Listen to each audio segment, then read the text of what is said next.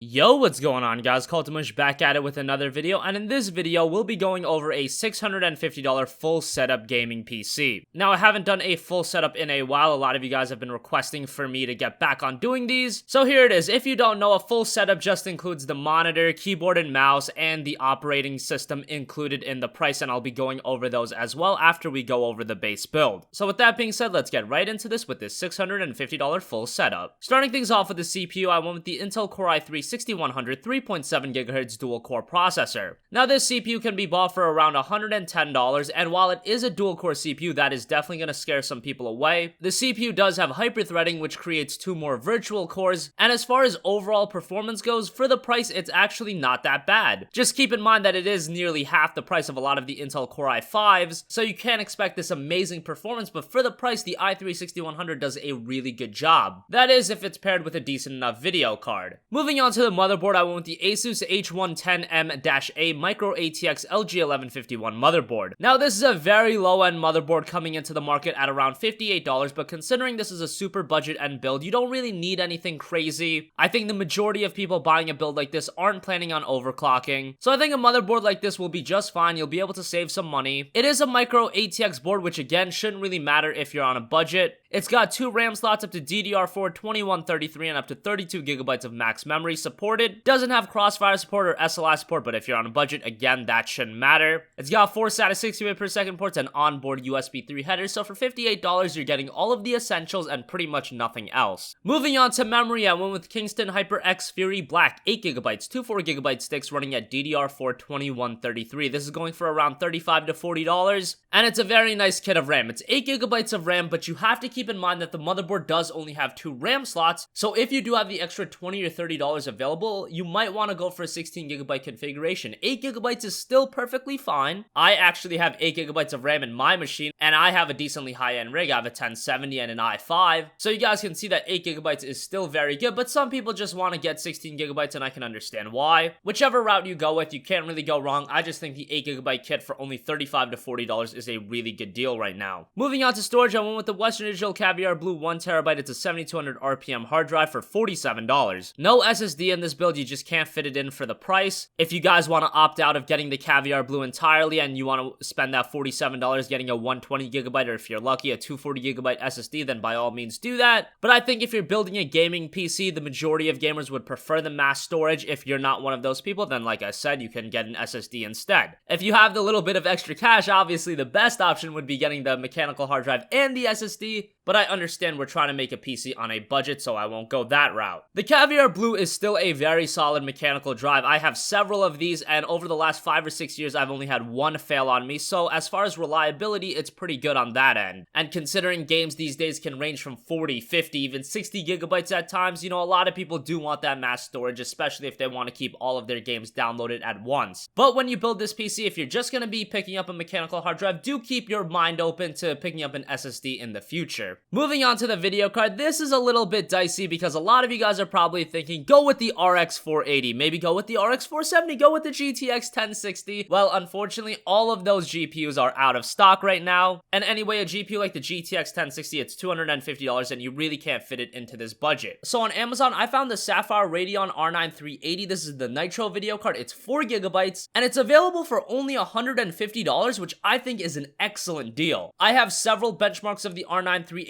on my channel. I have the one from XFX, and it works very well in 1080p gaming. No, it's not as fast as an RX 480, but considering it is considerably cheaper than that GPU, this is a very good option right now. And considering all of those newer GPUs I mentioned are out of stock, the R9 380 is your best option. Now, if you guys want to wait until the RX 480s come back in stock and hope that they're $200, which seems kind of unlikely right now, then by all means you can do that, but I think for those of you looking to build your PC ASAP, I think the R9 380 is an excellent option. With the 380, I was playing games like Metal Gear Solid 5 at 1080p maxed out and getting 55 frames per second, The Witcher 3 at high settings getting 40 FPS, Fallout 4 ran really well. It's just a very capable GPU for your money, and considering we did go with an i3 6100 as our CPU, getting anything higher than an R9 380 may lead to some bottlenecking issues or just some performance caps in general, so I think the 380 is just a very good option right now, especially for the price. Moving on to the power supply, I went with the EVGA 500 watt 80 plus bronze certified PSU. This is available for $30 $30 after a $15 mail-in rebate. What more can you say? I just wanted a really cheap power supply in this build, and $30 at 500 watt power supply is gonna fit the bill. I know some of you guys would like a higher end power supply, so if you're willing to spend the extra $20 to $30, I would recommend something like a Seasonic power supply or an XFX power supply. Those are really good. However, for a budget build, I think the EVGA 500 watt will do the job. Moving on to the case, I went with the Corsair 200R ATX mid-tower case. This is available for only $45 right now on Newegg. There's a $10 mail-in rebate and there's a $5 off promo code. So this is a very good mid-tower case. It's not gonna blow you away or anything by its aesthetic. It's a very plain looking case, but at a budget, that shouldn't matter at all. What should matter is what it's gonna bring to you, and this case is gonna do a great job for the price. You're gonna have enough room to fit all of the parts. You're gonna have decent options for cable management and decent options for upgrades. So for $45, this is just a really good case to go with. Alright, moving on to the peripherals and the OS. Starting things off with the monitor, you're gonna wanna go with the Asus VS228H-P 21.5 inch monitor. For a lot of people, for some reason, 21.5 inches isn't that great. They just want a 23 inch monitor. I was gaming for a long time on a 21.5 inch monitor, and I thought it looked great. I thought 1080p games looked fantastic on it, and I have a 23 inch monitor as well, and there really isn't that big of a difference, and this monitor is available for only $100. It's a solid 1080p monitor. The only issue might be that it does have a 5 millisecond response time, which isn't too big of a deal, but that may be a turnoff for some people. As far as connections go, it's got an HDMI port, a DVI port, and a VGA port. So not an amazing monitor by any means, but the key here is the price. At $100, it's just a solid pickup. Moving on to the keyboard and mouse, some of you guys may crucify me for this, but I just wanted to get something very cheap in this build. It is only $650, and the core of the PC itself is probably only $450 to $500, so you can't be spending too much money on the keyboard and mouse. So I decided to pick the Cooler Master Storm Devastator gaming bundle. This comes with a keyboard and a mouse for $20. Now yes, this isn't a Razer Black Widow, this isn't a K70, but it's $20. Do you really want to be spending $100 on your keyboard and then having to worry about the mouse as well? No, you can't really do that on a budget. I think this is a great introductory set as a keyboard and mouse combo. Mess around with these for a while, and in the future, if you do want to go for a better keyboard and mouse, then pick it up. I just don't think it's a good idea to spend $150 plus on your keyboard and mouse configuration when you're on this kind of a budget. The Storm Devastator is by no means fantastic, but again, the price is there, and for what it is, it's still gonna do the trick. And if you're the kind of guy where you're gonna be playing a lot of games that were on consoles, you're probably just gonna be using a controller anyway, so that's not a big deal. And it's not like this keyboard and mouse are gonna break your fingers or anything like that either. It's $20, it's still gonna do the job, and at the end of it, in a budget build, that's what you want. Finally, for the operating system, I would not spend $100 on a Windows 10 key. Rather, I would go on a site like Kinguin or r/microsoftsoftwareswap, and you can pick up a Windows 10 key for like $25 to $30 and you'll be good to go. That's actually how I got a key of Windows 10 for a friend's PC. And it's been working fine ever since. You can save a lot of money doing that. A lot of people do that. I know some of you guys do prefer the retail copy. If it irks you that much, then I guess spend the $100, but I just think it's such a better idea just spending $25 to $30. Go on Kinguin, go on r/microsoftsoftwareswap. I've had nothing but positive experiences from them, and I think you guys will fare the same. So with that being said, that's gonna wrap up this video. As always, guys, thanks for watching. If you have a request for a future video, you can leave that in the comment section down below. If you like this video, give it a like. If not, give it a dislike. And I will catch you guys in the next one. Peace out.